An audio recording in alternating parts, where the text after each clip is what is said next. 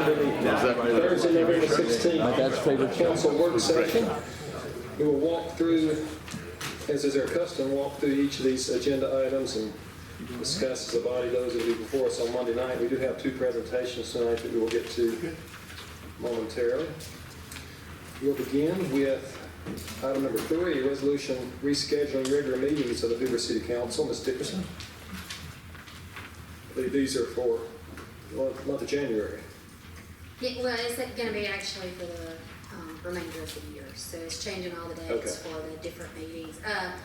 For January, there's Labor Day, and then there was a work session on Thanksgiving. So I have it as canceled, and then if y'all look at redoing that one, we can move it to a different day. So, because it's actually on Thanksgiving Day. Yeah, and members will also notice we usually do it on a Tuesday after the holiday, but for New Year's this year, I believe we have a Monday and Tuesday holiday. That's correct. So we'll be meeting on Wednesday of that week. That's correct. And there'll be a short turnaround before our next meeting for the second meeting in January. Yeah, there'll be, yes, exactly. A little bit odd. And it'll be on a Tuesday, because that's a holiday. That's holiday as well, correct, good point. Any questions on the schedule before you? When you said Thanksgiving, did you mean Thanksgiving or Christmas? 2024. Oh, thank you. Helpful. Any other questions? Item 4 is a resolution authorizing the mayor to execute an agreement with Shelby County for mapping services, aerial photography and topographic mapping. Good evening, Council. Mr. Cope, good evening.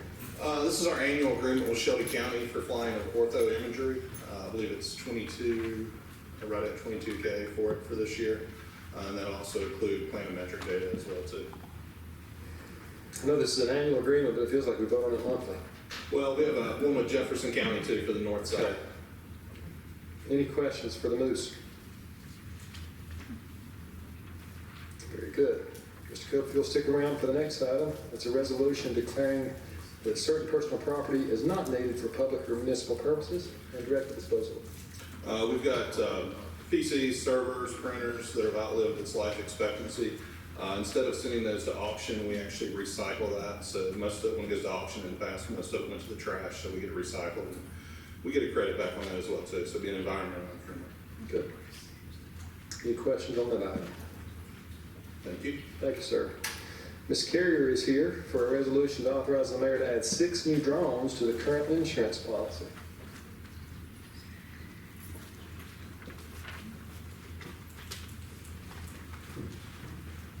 Good evening, thank you. Yes, so the police department has acquired 6 new drones. So we received a quote to add those to our current aviation policy, and that's with Global Aerospace for $4,242. Any questions for Ms. Carrier? Very well, thank you. Thank you. How much is a drone, Chief? Those drones, those Yeah. were not that expensive. $1,200 a piece. And what's the life expectancy on a drone? I'm just wondering, should we self-insure? Ms. Carrier? Ms. Carrier. Doing the math here, should we self-insure on a $1,200 piece of equipment? Well, not every drone has hull coverage, which is the property damage for the drones, only 2 of those.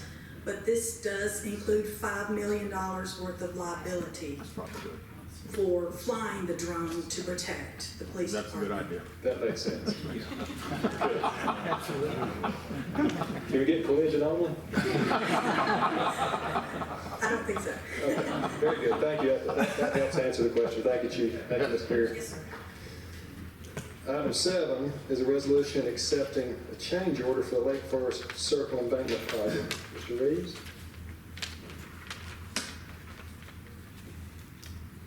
Yes, sir. Thank you, Mr. Lyda. This item is for an additional work change order in the amount of $103,600 for the Lake Forest Circle Embankment Rehabilitation Project. During the construction of the new spillway and culverts associated with this project, we encountered a conflict with one of the existing sanitary sewer manholes and sanitary sewer line located along Lake Forest Circle and within the project limits. So as the work and costs affiliated with this request includes adding a bypass system for the sewer system, 2 new sanitary sewer manholes, installing new sanitary sewer pipe along Lake Forest Circle as required to eliminate that conflict. If the change order is approved on Monday night, the new contract amount for this project will be $2,920,110.35. We anticipate the project being completed in January of this year, January of '24, possibly sooner, if the weather holds off and it doesn't rain too much here in December, possibly before the first of the year. No additional funds are needed. The funds for this change order are currently budgeted. Any question on the $103,000 change order for Mr. Reeves?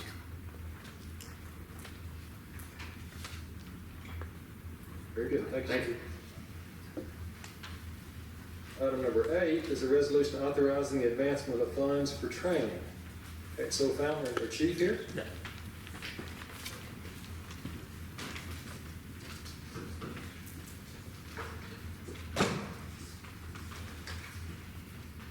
Thank you, Council. This is for Captain Scott McDonald to attend the FBI National Academy for 10 weeks in Quantico, Virginia, starting January the 7th through March. As we well know, the FBI Academy are the greatest police training center in the world. Right now, we've got myself, XO Fountain, and Captain McDuffie, Assistant Chief McDuffie now, 3 of us who have graduated from there. Scott be the 4th. 1% of police officers get an opportunity to go, so it's a very impressive thing to graduate from. So we're excited about the opportunity for him to go. I remember the XO went a few years ago. A proud moment for us all to see him go. So He did. we're excited about this. Thank you. Any questions for the chief? Great opportunity. Thank you, sir. That concludes, oh, I'm sorry, one more. Councilor Middlebrooks has a reappointment to the library board. Yes, this would be for reappointment of Mitzi Eager to the library board. Very good. Any questions for Councilor Middlebrooks on that item? The regular agenda begins with item number 10. It's a resolution concurring. Council President Lyda. Ma'am. Can I also add another item to the consent agenda for next time? This will be a resolution reappointing Ben Weissman to the Planning and Zoning Commission. He's currently on the Planning and Zoning Commission, and this would just be reappointing him. Yes, ma'am. Any member of the body have an issue? Yeah, all right. Yeah, if you would add that as consent agenda item number 10. Okay, thank We'll you. consider that. You're welcome. So that'll throw our numbers off slightly, but for tonight's purposes, we'll consider this number 10, a resolution concurring with the state to clarify the policies and procedures of the city of Hoover regarding multifamily housing. This is a document that was shared with the council today for feedback, and as the title states, it just clarifies the policies and procedures of the city in regard to multifamily. Do you have that put up on the screen? Do you have it put up?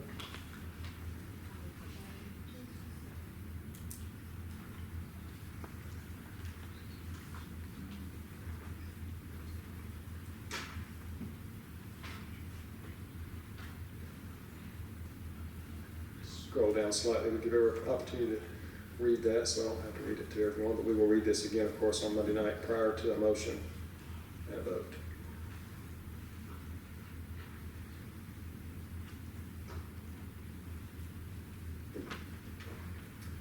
Well, that's still on the screen. If you'll leave that up, Wendy, we can move on to item number 11 for discussion.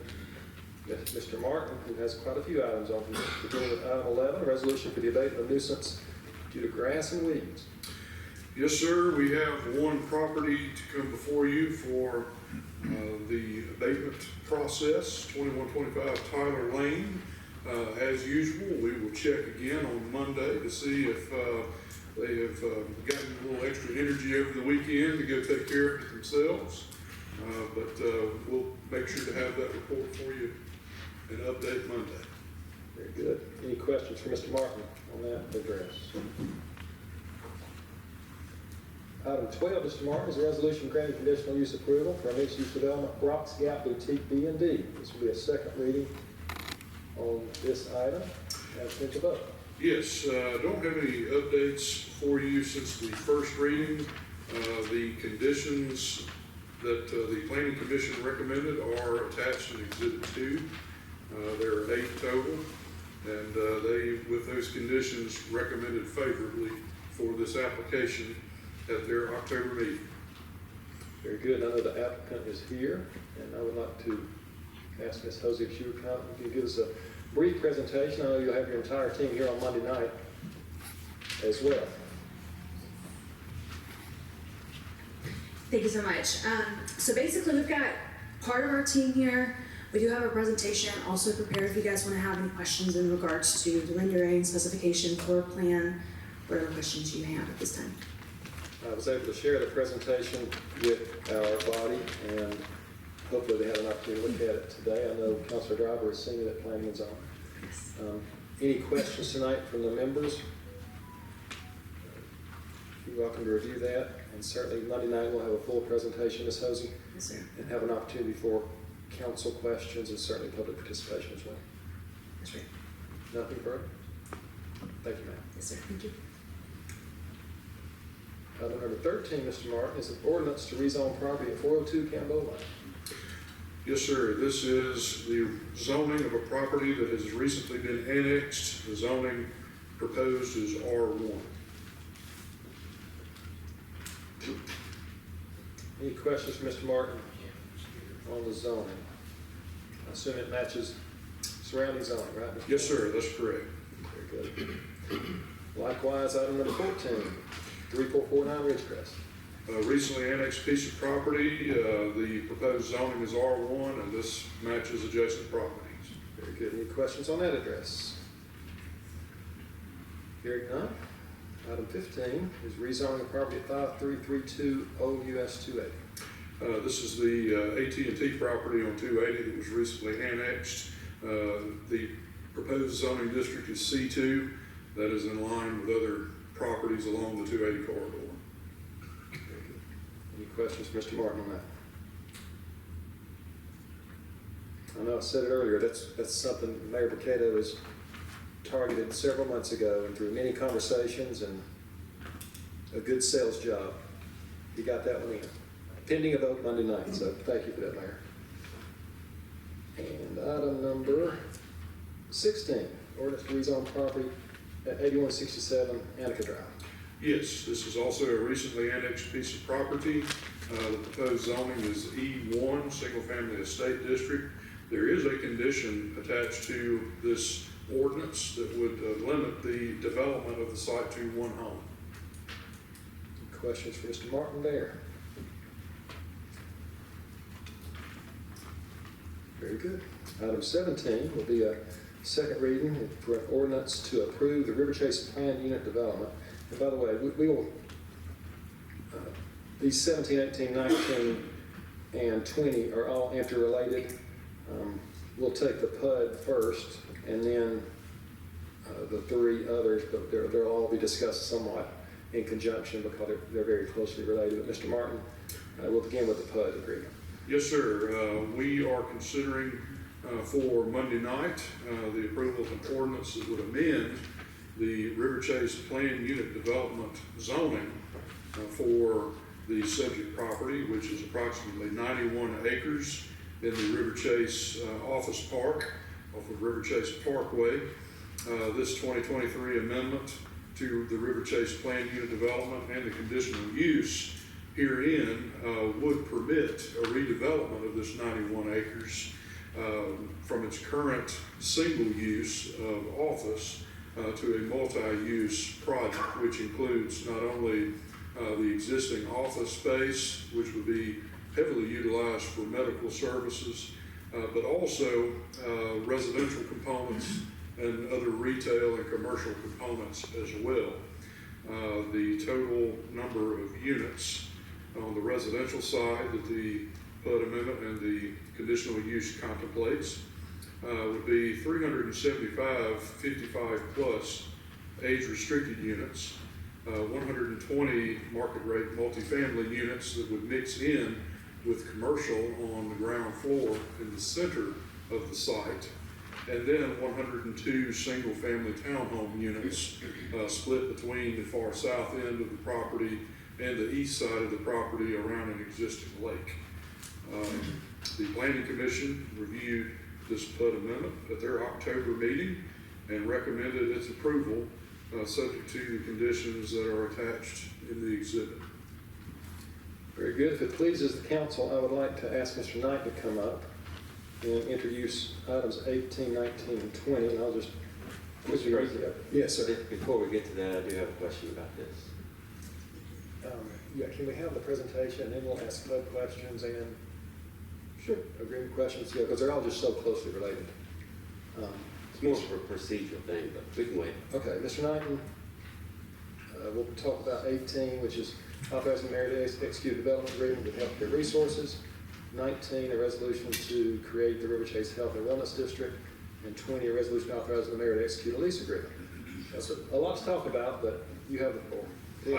So certainly, as council is aware, we've been working for some time now with the Hoover Healthcare Authority, with the Economic Development Team, with our Healthcare Authority liaison, Ms. Driver, to work on a conceptual deal with Healthcare Resources, which is part of Corporate Realty, to develop out the planned use development that Mr. Martin just described.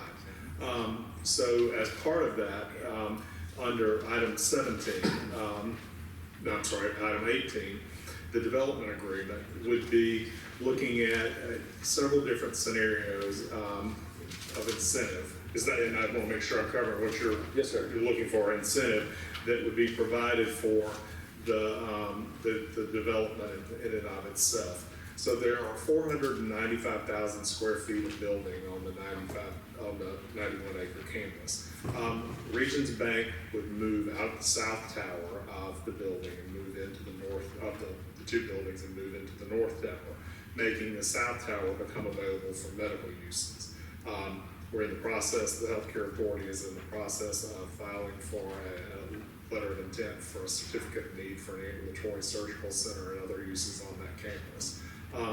As part of that, there are significant lending requirements that our developer faces, and they are working with us and have requested a prepaid rent schedule that would cover a certain amount of prepaid rent, and it's really basically an incentive back to the developer to help with them years 1 through 10 with a sliding scale of the prepaid rent. And I can go through that in detail if you'd like me to. But if the building were to reach 93% occupancy, that prepaid rent would stop. And Mr. Attorney, if I say anything wrong, you stop me in the midst of this. Anyhow, so that would definitely be part of the deal. The city, as part of that, would also lease 30,000 square feet within the building, which is desperately needed to accommodate the expansion room of the National Computer Forensics Institute inside the NCFI. As you're aware, we have a building on Laurel Road, but that only will take place with only accommodate part of the relocation needs of that. The rest would be needed in another place. So we would need additionally some 30,000 square feet of space to move into to accommodate the growth of the NCFI. This would allow that. The company has given us, Corporate Realty has given us a discount market rate of $20.50 a square foot for the space inside that building, the South Tower, for 30,000 square feet. Additionally, they are requesting a retail sales tax rebate of 85% of city sales tax within the retail sales that take place on the campus. A sales tax rebate on construction materials of 85% during the initial construction phase. A lodging tax rebate of 85% of city lodging tax over the course of 20 years. And a property tax rebate of 50% of the city's non-educational property tax over the course of 20 years. We've done an in-depth analysis on that. We've looked at work that they provided us through Dr. Kayvon Darabi, Ms. Wyatt, and Mr. Yeager, and others have looked at the economic impact. We feel like there's still a very strong positive economic impact for the city, even after giving those incentives, up to and including the $29 million that this would produce for Hoover City Schools over the course of a 20-year period of time. any more questions I can answer for you on the development agreement side of item number 18. Let's take Councilor Middlebrooks' question. Mine was more procedural, was concerning the PUD. As you stated, 17, 18, 19, 20 all kind of coalesce together. I have concerns about changing the River Chase Plan Unit Development Regulations with it being predicated on everything else passing. But if it failed, we have already changed the PUD. So either A, is there language in there to say this is null if the rest fails, or can we simply move the PUD to the end of the agenda for a vote? Either would work. Procedurally, we could come back at the next appointed meeting, and anyone on the prevailing side, any member on the prevailing side can move to reconsider. Okay. And we could fix that. Mr. Attorney, correct me if I'm wrong on that. So we could move to reconsider anyone on the affirming side. We could do that, so that could be fixed at the next meeting. You could also take them on this one vote, or make it contingent on the approval of the others, any of those options would work. Okay. Just something to consider. Yes, good question.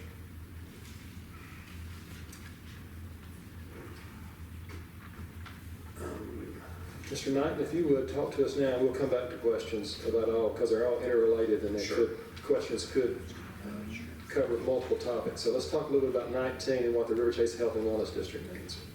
So the River Chase Health and Wellness District really encompasses the overall boundaries of the River Chase Corporate Park.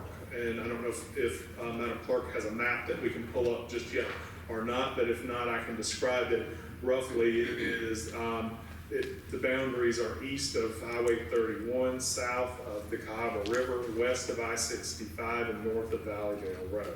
That encompasses some 900 acres, if you think about it. And there's no legal definition to this district. That's not what this is. It's really more of a marketing district, or a marketing definition for a district to encourage the growth of companies that already exist in the area. We have a wealth of healthcare and wellness related companies. Thank you, Madam Clerk.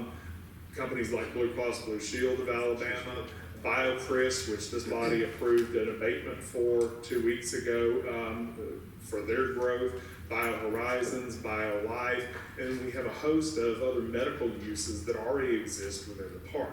So just like you have a medical district in downtown Birmingham or in other cities, what we're trying to do is create an economic development tool to create a host area for medical and life sciences and wellness uses within this district within the city of Hoover.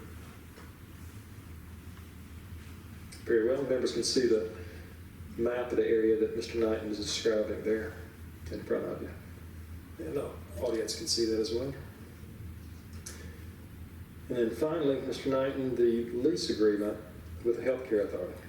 Certainly. So this would be a lease that would be between the City of Hoover's Healthcare Authority and Healthcare Resources for the 30,000 square feet of space within the City of Hoover, within the building. And Philip, does this also cover, I'm going to make sure I'm saying, does this cover the overall as well? Correct. So it also covers the overall lease of the South Tower as well too, where we would be paying prepaid rent on that. So the city would be a leaseholder in it. It wouldn't be the sole guarantor of the lease, but the city would be the master lessee of that property. I know we have members of the Healthcare Authority here. We also have the team from Corporate Realty, who is the applicant, along with Daryl Skipper, who's their traffic engineer. So if I may call on the team from Corporate Realty to bring up and go through your presentation if you'd like, and then certainly we'll open it up to any questions from Mr. Martin about the PUD, Mr. Knighton about the economic incentives, or the Corporate Realty team. Mr. Holloway, welcome. Mr. Simon. Good evening. Good evening. Jimmy Holloway, Corporate Realty Healthcare Resources. Thank you all for your time tonight. Appreciate it. We have a presentation, if you could pull it up, Madam Clerk. We just wanted to go through, and hopefully this will help clarify a lot of the pieces of how we're focusing on bringing healthcare into Hoover in a significant way, in Riverwalk Village. So this is the south tower of the current operations center. So as you see, the south tower will be reset and it will be the health and wellness center. This is about 175,000 feet. That will be the home for the new ambulatory surgery center that we, hopefully the LOI will be soon let for with CON. It will be imaging, diagnostics, medical specialties, and it will be the center and the focus of really everything that's happening. The North Tower is going to be, again, Regents is going to stay in that. We will have a lease with them for 10 years, so they will be good corporate citizens, staying on campus, supporting the area, and also additional credit to help make this whole development happen. We thought it'd be helpful is we did an overlay showing the Regents campus, which would be the new wellness Riverwalk Village, in the whole district. And it's a significant piece of the overall property. The next slide, if you would, shows, and one of the things we talked about in some of the meetings we've had with different parties, is how it interacts and how it would come into play with other areas of not just the business park, but hopefully residential sections. You know, the new system, walking and bike trail system, is going to go through the Cava. It will tie in different areas of River Chase. It will come up through the business district. As you see, it will come straight through our project site. It will go up over Valleydale and then eventually connect into Oak Mountain. So the connection of the whole area will play right through the property that we're looking at redeveloping. One of the important aspects of this is to recognize on a regional, national level how successful these types of developments are. When you think of the High Line and some of the other areas around the country, a lot of rails and trails and different things like that are coming up more and more, and it's really the connectivity of the city. And so we think this is, you know, very fortuitous for River Chase, but also for the city. That's all I have. Yeah, so that's a lot of factual information on what's currently zoned, what the changes would be. This is a picture of the lake. So this is looking back at the south and the north tower. It's a beautiful piece of property. Most people have never been back there because there's not a whole lot of reason to go there if you don't work for Regents or haven't worked for AIM-South in the past. So this is going to open it up to all the residents of Hoover. The bike and trail system and walking system will go through this and around this, and it will become an integral part of future Hoover. I was just speaking more to the importance of the wellness component that we're talking about, bike lanes, sidewalks, town center, arts. All these things go into play when you talk about wellness. It's not just physical health, but it's also mental health and a lot of the other aspects of the town center that we're going to create. This is just a bubble diagram that's showing the different uses from residential, retail, to commercial, which we then fill in with a more comprehensive, and again, this is a schematic layout of what can be. All the specifics will be tied down to our final master plan, but from an area standpoint, we have residential, and let's go ahead and flip through, Robert, we'll break it out. So let me back up. Again, the main focus of the whole development focuses around the medical office building, and so that will be our wellness center, which is right in the center of the campus. As we expand out, and one thing that I forgot to mention in the last meeting, I apologize for, is our partnership with Signature Homes. Signature is well known in Hoover. Of course, they develop more residential properties here than any other builder, commercial or residential. We'll be working with them, and they will be building out the residential, multifamily, most of the town center, etc. So the first area that we'll be looking at from a residential standpoint would be, it's going to be somewhere 100 to 150 residential lots. And those will be townhomes, there will be cottages and houses. And the pictures that are shown on the right side, that's just depictive of the type of housing that Signature builds. Next slide. These are the yards of typical subdivision where Signature already is in Hoover. Interior build-outs, kitchens, dens, etc. Really speaking of the quality of the type of housing that we're bringing to the market. So the residential component, which is really the village center, which is that's the heart. So you have the wellness and the medical building. Around that, you need supportive areas. And what people want from a walkability standpoint and village concept is they want restaurants, they want small retail that they can go visit, buy whatever type of clothing, jewelry, ice cream shops, all those fun things. But also coffee, which people spend more on coffee than they do on meals these days.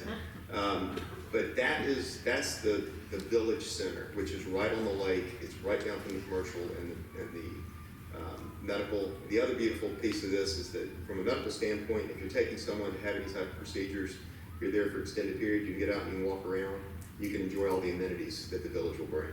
We've also got an extensive amount of green space in this particular area.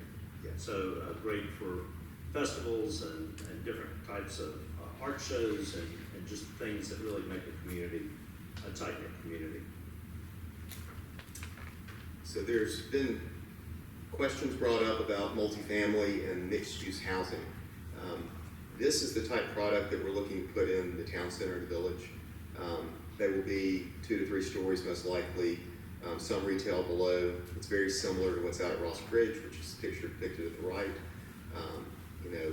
These will be quality buildings, nice location, but it brings it to the curb, which is what you want in a village setting. So you're gonna have parking on the street, you'll have parking behind, and it will give you an entryway and really a feel of community, more so than just single-family residential pushed all around. And it's also an entry point that will allow younger people and different citizens to be able to come in and rent. One of the other aspects is we have a great location for a new hotel come into the town center, village center, and we're not sure what brand. These are just giving you examples of what type brands it could be. It could be in a loft, it could be a longer stay residence type inn, but it would be up on the green space across from the medical center, so it could be dually utilized. It would be also there for any civic use, but one of the big pieces that we've been talking with Brad and his team on is the need that the Institute has for housing for all the students that are coming in. And there's a shortage of that. So if we can get 130, 135 unit hotel put in nice proximity with retail and restaurants around, that would be a big benefit for the current student population. One of the other aspects of this is to leverage the parking assets that we have.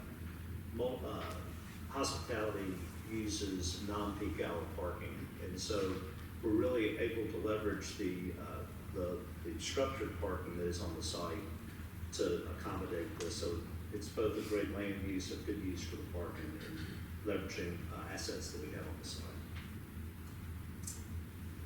The active adult is it's an age-restricted housing building. The first building that we would look to do would be somewhere between 150 and 180 units. The building up to the right is a building that's currently under construction out at Trace Crossings. It will be delivered next fall, and it will be called The Rise at Knox Square.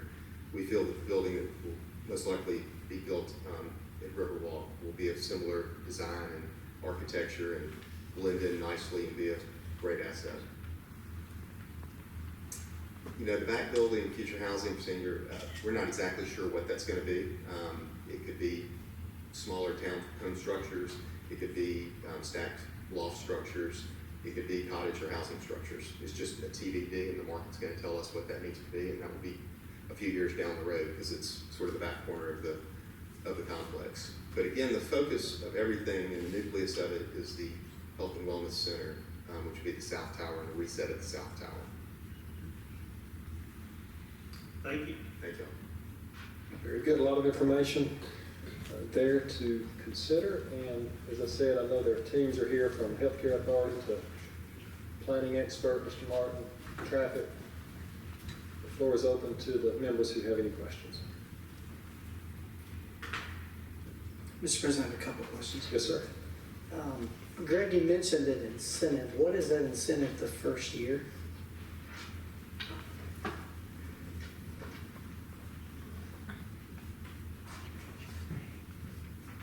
So the incentive for the prepaid rent, is that?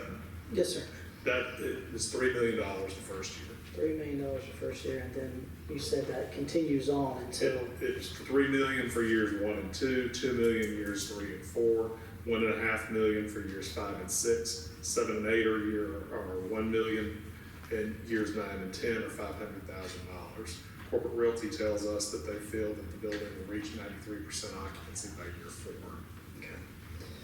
so with that, and a year's worth of rent in that building for the city would be about $7.85 million.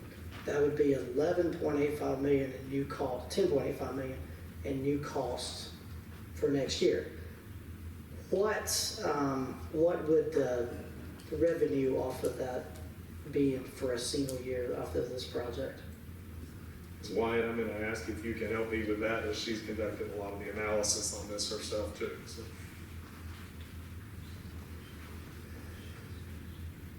Good evening. We anticipate the first year that the cash expenditures by the city would actually be $3.915 million, and the city portion of new taxes that would be received would be $621,521. Therefore, the city's net position would be $3.293 million, and that would follow along the same for about years 1 and 2. So we wouldn't be paying the rent, the 600 and... That does include the rent. Okay, so that plus the incentive is what? Is $3.2 million. Okay, total, that's the incentive and the rent. Yes, sir. Okay, so that we wouldn't, so the figure I'm getting for that times 12 months is not. That's an annual amount, not a monthly amount. Okay, annual, okay. Yes. Okay, I got you.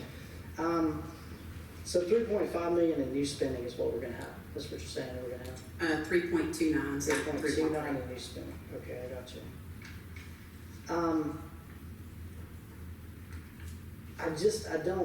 I don't understand the incentive part on the property, because it's not something, cash incentive is something we've never done. We did discuss it one time in 2018 when we were talking briefly to UAB Medical West Hospital to move up in Stadium Trace, but it was said, the council members that interviewed, that we welcomed them to come, but we didn't feel like we needed to pay $25 million as a city, a growing city, which we've grown since then, in cash up front to get the hospital here. What factors, from your standpoint, the healthcare authority, did we feel like the cash incentive was needed to get this project here when it wasn't for a hospital in 2018? I think commercial lending practices and the current state of the economy have played a great deal into that, as right now it is much more difficult for companies to achieve funding for commercial leases right now. Because of the economy and Not inflation? because of the economy, just because of the way interest rates and other things have happened. Okay. Another important factor, if I could add, Please. the Hoover City Schools stands to get $29 million over 20 years. With a nonprofit hospital like we consider, they would have gotten zero. Sure, absolutely. But I mean, that, I understand that, but we're talking about a cash outlay. And the issue with that deal is the cash outlay. Right, the issue was the cash outlay. That's what I'm saying, and we're doing a cash outlay for this one, and You'd have nowhere to offset it.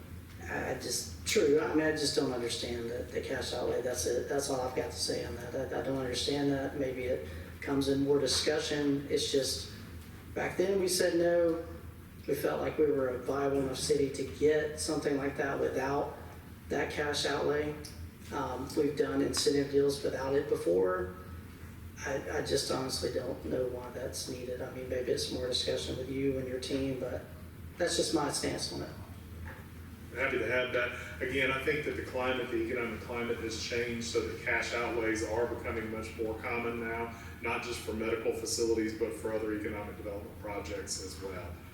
We see that happen in our neighboring cities around the state and certainly around the southeast. So although this is the first time for Hoover, I don't think it'll probably be the last time we get a request of a similar nature. Oh, I'm sure it will be. That's just my 2 cents on it. Any other questions? Mr. President, just to clarify, so the city will be renting 30,000 square foot of space. That's correct. The prepaid rent incentive goes away at 93% occupancy. what percentage does 30,000 square feet represent, and does that count toward the 93%? Let's do my math quicker in my head. Yes, it does, and I believe we calculated it Yes. at 13% or 15%, Mr. Yeager. And it does count toward the 93% occupancy. Yes. 15 or 16, so 16. So we're looking at 77% occupancy to come down out of the incentive. Yes, and the ASC would take up a good portion of that as well. And Regions would also. Regions would be in the North Tower. Regions North Tower, it doesn't count. Yeah, just the occupancy for the South Tower. Do we know the percentage of the counts ASC? toward that cap. Pardon? Do we know the percentage of the ASC? Well, they've already said. Medical use then. Cat's already out of the bag. Do we know the percentage of the medical use? I believe we said 50 to 60,000, is that correct? Up to 70. Thank you. Mr. President. Yes, sir. I'd like to piggyback on that. So the 93%, I think we discussed it. I'd like to hear it from y'all.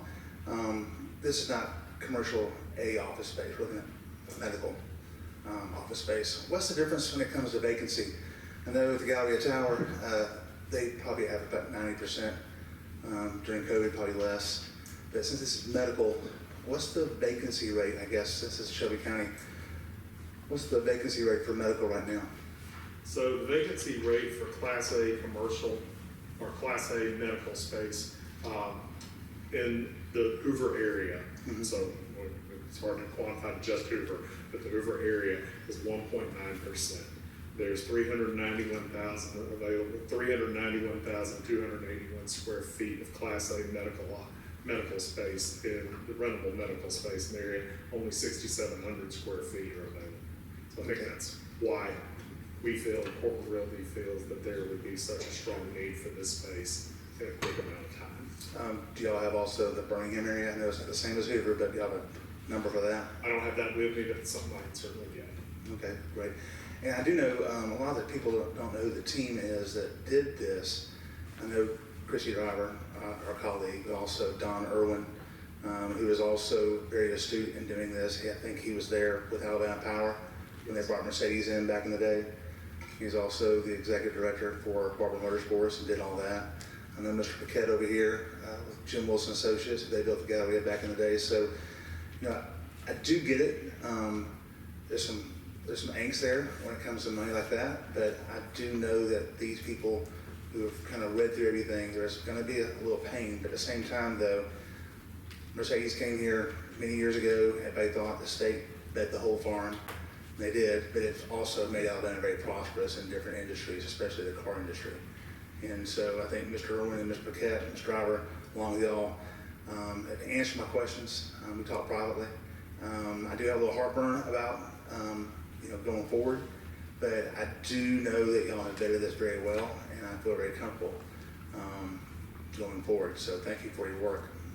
Thank you. We have vetted it very well, and I would say that just as the Met Complex has been transformational for the city of Hoover and for the Trace Crossings area, I too believe that this development will be transformational for the city of Hoover and the River Chase area.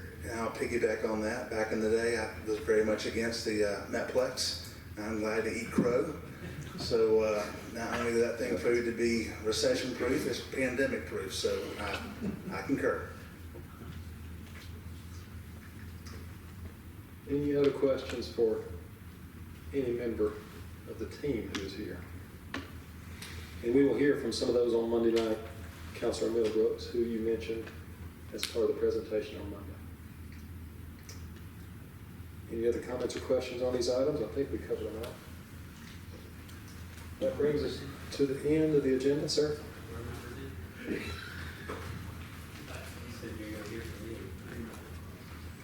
Not you. Oh, the McClinton mentioned, yes. But if you want to speak, you're welcome to. Well, that brings us to the end of the items. We will gather again on Monday night at 6 o'clock to hear these and entertain motions and potential votes. Thank you all for being here.